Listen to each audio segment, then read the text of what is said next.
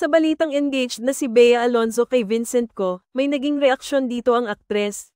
Sabi niya, nauunahan pa ng lahat ng mga tao yung mga pangyayari sa buhay ko. I have nothing to clarify and I want to keep things private and there's nothing to say actually. Parang feeling ko, ang dami kong natutunan sa lahat ng pinagdaanan ko sa buhay that I really want to keep my personal stuff really private at this time.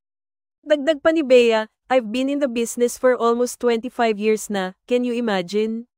So, parang now is the time to tap on the things that I haven't done before. Feeling ko, hindi ko pa nare-reach yung full potential ko when it comes to other things like business, and I'm really enjoying discovering kung ano pa yung kaya kong gawin. Ano ang say niyo sa balitang ito?